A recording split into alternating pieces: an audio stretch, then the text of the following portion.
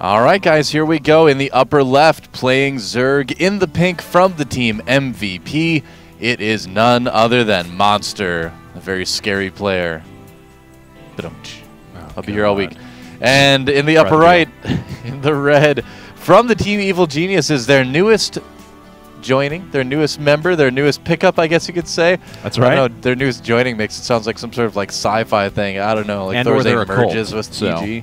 Could be. Yeah. It is ThorZaIN. Welcome, brother. You know what? Yeah. These two have actually met twice before. Have they? In tournament play. Indeed, they have.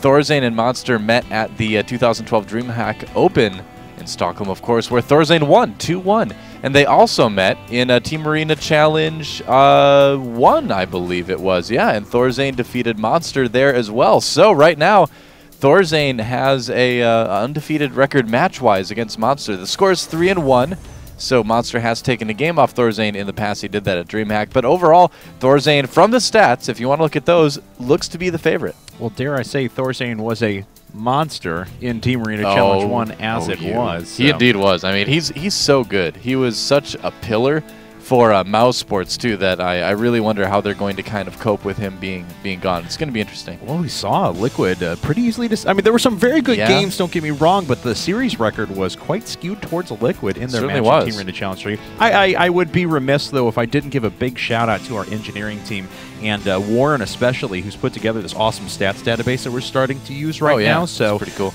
You'll be hearing all these wonderful, great statistics from us, and it is in large part thanks to our amazing engineering team for putting all this together. So, Warren, that one's for you. That's right. And just to kind of go off of that, too, our stats tell us as well that the last time these players met in a team league was on Tal'Darim as well. Oh, so interesting. This is a rematch from IPL 1, it looks like. Cool. So back that would have been late 2011, December 21st. That would have been when they were playing as Cole MVP. Yeah. And if I remember correctly, that was actually a match that Keen came in and actually got stomped flat towards the end. It was one of those that I was talking about where it was like, oh, well, we'll just use Keen at the end and it'll be okay because he all-killed during the course of that tournament at one point as well. But nope, didn't work out that way. Four things now, though. We see ThorZaIN going after pretty predictable Reactored Hellions. There's a 50 gas. There's a Reactor, so no real surprise out of him. It was, of course, a 15 hatch into a pool right afterwards for Monster. And it looks like he may be favoring that 4 Queen build as he's bypassed gas already. Yeah, I'm really curious to see if Monster is going to skip gas and, go for that 4 Queen build, or if he's going to put gas down fairly soon and decide to kind of go for more of a normal ZVT opening here. We'll have to see. There's pros and cons to the 4 Queen build. There seem right now, though, to be a lot more pros than cons. I was actually talking to Diapollo a little bit earlier today about the 4 Queen build, and one of the things that we discussed was that it's kind of causing Terran players, such as ThorZaIN possibly, he's not going to do it this game, but Terran players have been going for a 4-axe against it because it's a little bit tougher to get banelings out and continue to go for, the double upgrades, the lair, the Zergling speed that a lot of Zergs like to do along with the 4 Queen opening. So, we'll have to see. I mean, that's something I'm going to be watching for a lot in ZVT. We're not going to see it this game, obviously, because ThorZaIN is going for the Reactor Hellion opening, but it's kind of a cool command center, so yeah, making sure they keeps down that early command center. Now, this is very typical ThorZaIN, putting down this command center at his natural against their players. He's been doing that forever. Yep, he's not afraid. Nope. He hasn't even scouted. No, that's almost show playing in his place. He's got 3 command centers before he ever sends out 1 unit now. So ThorZaIN will get a pretty good look at his opponent's base here in just a second. Of course, Tal'Darim a little bit more difficult to go ahead and take an early third as a Zerg player. You either are forced to go through the destructible rocks, which Monster hasn't even started, or you expand towards your opponent. In any case, that's a risky proposition.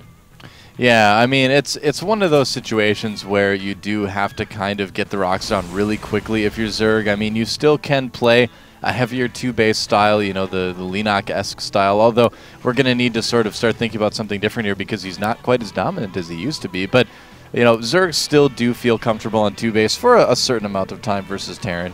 Roach Warren coming up now for Monster, and he is continuing to drone, so we'll use a couple of these defensively. We'll also aid him in taking down those rocks and going to further bases if he wants. Back on ThorZaIN's side of things, though, third command center's just about to finish, and he's already swapping back into tanks now. Looks like he produced a total of 6 Hellions, I believe. Yeah, 6 are out on the field for now. Immediately starting siege mode, so yeah, no real harassment going on for ThorZaIN aside from those few Hellions. Oh, and he actually does get a couple creep tumors. Not bad. Good. 6 Hellions is enough to cause your opponent to maybe make some units or at least control the creep spread really, really well, which is what ThorZaIN's doing great. But yeah, going for that siege mode really, really quickly. He wants to be able to go into a marine tank composition with double upgrades very fast, have a big, strong army on 3 bases, and ideally take out his opponent, take out the Zerg player Monster before Monster can get that really late game tech that a lot of Zergs have been doing so well with. This is, in my opinion, probably going to be a game where ThorZaIN wants the tier 3 tech to never really have an impact on the outcome. Well, let's be honest too, ThorZaIN's one of the best reactionary players that are out there, and as we can see from the positions on Tal'Darim Altar, he got the best possible spawns in terms of trying to get to his opponent's base and sieging up underneath. Apparently this is going at about half a mile an hour, but there we go. As you can see, that's a very short walk distance or drive distance for those tanks to siege up underneath the natural, so the decision to go for those tanks very early on doesn't terribly surprise me, knowing that, that being said, though, he's going to be on just 2 racks here, but already investing in double upgrades. This is a very, very greedy build for him. Oh, yeah, and he should probably be okay. I mean, Monster not really doing anything with those roaches other than getting them barbecued in the middle of the map. So ThorZaIN does kind of have the leeway to do all this. He's getting the Monster is getting the double upgrades. He is pushing out with some roaches right now, but with the siege tank siege tanks. Why was it so hard to say suddenly? Siege tanks. Siege tanks that ThorZaIN has suddenly. He should be fine. He's making that wall as well, and he does have enough Hellions out buffering that he shouldn't have a problem holding this off. Oh, and a couple of roaches wander up to the top.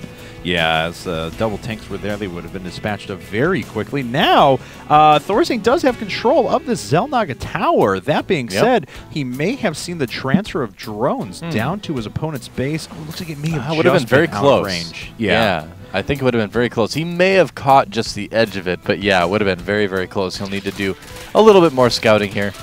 And looks like the destructible rocks are going to go down as the 4th base will eventually come up for Monster. He's not started, or no, I'm sorry, I apologize. It's about halfway done, his macro hatch. So Lair Tech's finished up. He's got his Baling Nest on the way.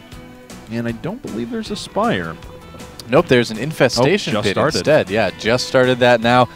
Pretty typical these days. You don't see a lot of Zergs going for Mutalisks that much anymore, honestly, unless it's in a very specific situation.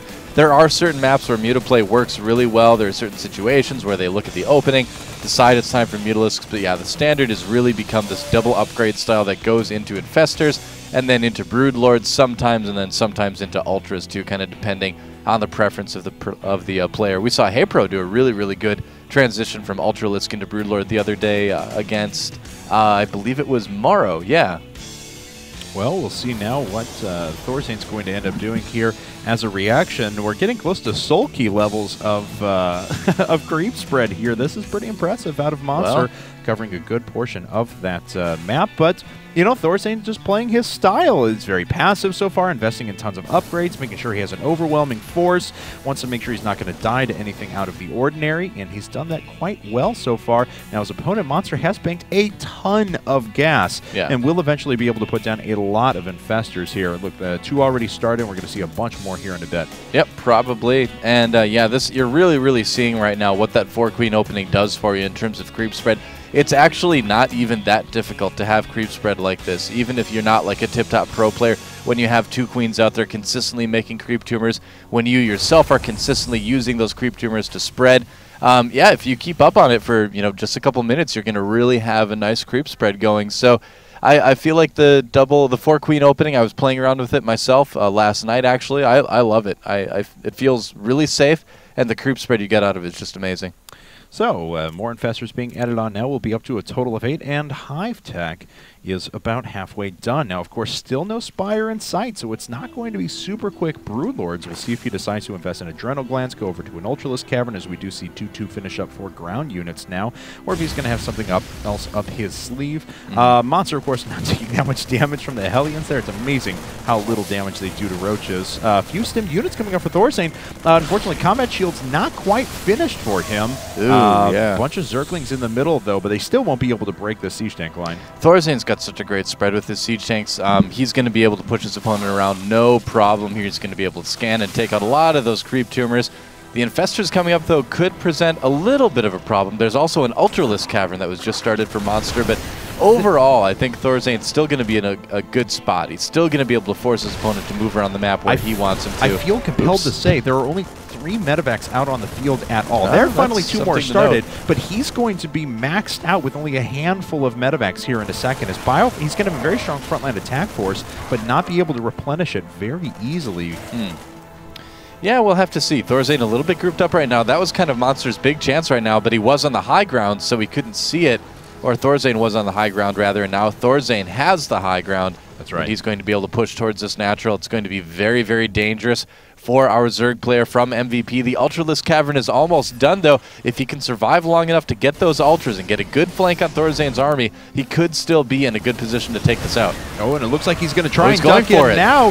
Baneling's unfortunately running around the side. Wow. They're not really attacking that much, but there's still so much stuff here for Monster. He's able to dispatch of the front line of tanks very, very easily. Now, of course, he is a just about Titan supply. He wants to be a little bit farther ahead, but he's going to be able to replenish everything on Ultralisk here in just a bit. Big drop coming in, though, and Monster is certainly going to have to deal with that. Oh, yeah, man. I mean, he's definitely doing some damage. Killing the gas certainly helps a little bit as well. Focusing down that... Oh, he kills the Evo Chamber before +3 weapons finishes. That's right. Nice. He even gets a medevac out potentially. Okay, he's going to drop again. Yeah.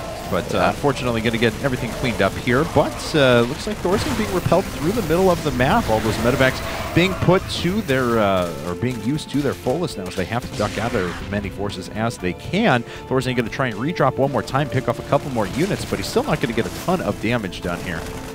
Yeah, Monster's able to clean up the attack. The big issue that Monster's going to need to worry about now is, you know, when is going to be the time to switch from Ultralisks to Broodlords. He hasn't put down a Spire yet or anything like that. He does have a decent advantage when it comes to economy, and he's got that great creep spread still out on the map, but there's going to be a point where ThorZaIN's going to be able to handle Ultralisk armies fairly easily, so Monster's going to need to prepare for that potentially, but here he comes now, a couple Ultras as well, lots of Zerglings. Will it be enough? Well, 2 of the tanks have already fallen. There's just 1 more up now, and the Banelings are going to be able to run through basically scot-free. Yeah. They actually weren't even really used. The Ultras were able to clean up the vast majority of everything else. ThorZaIN has a good defensive position sitting towards the back. He's trying to take another base right now. It's scouted. Yeah, but he will have enough time to morph in that Planetary Fortress, but we'll see if any units cycle over for Monster to deal with that. Yeah, the big problem that ThorZaIN had this game is when he moved across the map, he kind of got stalled out. That's what great creep spread helps to do. It helps stall those Terran pushes, and this time it held off ThorZaIN long enough for Monster to get a good army out, get a good position, a good flank going, so that he was able to push ThorZaIN back, make sure that he didn't lose any of his 4 bases. So Monster right now still in a great spot, doing a good job of using this map to its fullest. And looks like the Planetary Fortress is finished. ThorZaIN had just pulled off of repairing up the Planetary Fortress, so it takes a little bit more damage than maybe it needed to. In fact, it's getting pretty low because the Zerglings have pretty good coverage around the side. Planetary Fortress will start battling back, though, and it's not going to go down, but the Ultralists are trying to swing in from behind as well. Yeah, the Ultras, though, will they really be able to do all that much damage? Doesn't look like they'll be able to do that much. Attacking the Planetary is certainly not going to help. No. He killed a good amount of SCVs there, but overall, he still didn't quite handle that base. Doesn't seem to matter, though. Monster coming in right now with a lot of Banelings. That threw away a few resources there, honestly. Those Banelings didn't do too much. Of course, he does clean up everything, but still, you want to be a little bit more cost-effective with those units. Just 30 Zerglings being produced behind this. Still, though, even with the not the most cost-effective trade in the world, ThorZaIN is still having his forces just kind of slowly whittled down time after time after time, and Monster is starting to take the map. Yeah, he certainly is. He could think about taking another base fairly soon. In fact, he is, it looks like. 2 more Ultras on the way. Plenty of Lings, Infestors, and Banelings as well. 3-3. Still not done yet for ThorZaIN. He's got +3 infantry attack, but that's it right now, where +3 weapons is going to finish very, very soon for Monster, and he does still have that. I believe he does have that chitinous plating upgrade for the Ultras. Yes, he does. Yes, that will help as well. All right, well, +3 attack's about to finish up for him now. Should finish about the same time that +3 armor finishes up for ThorZaIN. Yep. And of course, we do see the Marauders thrown into the mix to help against those Ultralisks. I'm surprised that we haven't seen a Spire at all, because you know, the threat of a tech transition is pretty big against a Terran player, but Monster not going down that path quite yet. He's going to try and swing in here to the Planetary Fortress, though. Planetary Fortress racking up the kills. Baneling's just running straight into the Planetary Fortress. Not trying to be held by the SCVs, and it looks like ThorZaIN is going to hold on for the time being. These Ultralists are going to kill a fair number of workers, but the Planetary Fortress keep trying to battle back. Yeah, the planetary appears that it will, well, maybe not live, actually. The Ultra's taking it out right now. ThorZaIN picking up a couple SCVs in his medevacs and making a run for it. Nice save there, but still just stuck on 3 bases. Oh, it looks like he will be able to punish that bottom left base by MVP.Monster, so that does help a little bit as well. So still a fairly close game, but I really feel like Monster is kind of sticking on this Ultralisk tech a little bit too long. I mean, we've seen time and time again what happens to players that do that. They eventually kind of get pushed back once your opponent gets a good amount of 3/3 Marauders out. There's just no way that Ultralisk tech is going to break that. Really cute for ThorZaIN there. Picks off the Queen and jumps up with his units, just losing 1 Marine there. Base for a base is not exactly the trade that ThorZaIN wants to make at this point, though. He wants to be able to kill one basically for free and hold that 4th for a while because he's very, very low on his natural and needs to start finding some more mining. So players are about equal in supply once again. Worker count is 63 to 87, so ThorZaIN does have the advantage in terms of overall supply in army. Baneling's trying to roll through. There's a lot of Marauders, though, and are they going to be enough to start whittling down these Ultralisks? The Ultralisks just brute forcing their way through the siege tank line. One of the Ultras has fallen. A couple more are going to go down here in a second, but the Ultras are actually starting to win this engagement in the middle. Well, they killed a lot of those tanks, which are very, very important. So if Monster can follow up with enough Zerglings to handle the Marauders and the Marines along with the Ultras, he could still claim victory here. He's still got a huge supply lead. Flirting with danger a little bit tech-wise, but it looks like he just barely has enough. Was able to hold was able to hold ThorZaIN to 3 bases for long enough. Yeah, and it looks like one of the Ultras did fall pretty quickly there. Another base is established for ThorZaIN, but he's really going to need to start getting some units down there so he can defend. He will have to lift up that command center in just a second. I told you, he will have to. Sometime. He should. There it goes. There we go. He does lift it. Just wanted to kind of keep the Ultra in position for as long as possible, I would imagine. Yep, then the Ultra starts nomming the refinery there. Yeah, but all in all, I mean, things looking pretty rough for ThorZaIN right now. He's going to be out of resources so soon. Yes, he is. As we can see, almost no mining left over at his 3rd. Oh, he's got to battle back against this, and he knows he can't. There's the GG. EG's newest member has gone down, and MVP goes out to a 1-0 lead. Yeah, great game played by MVP.Monster.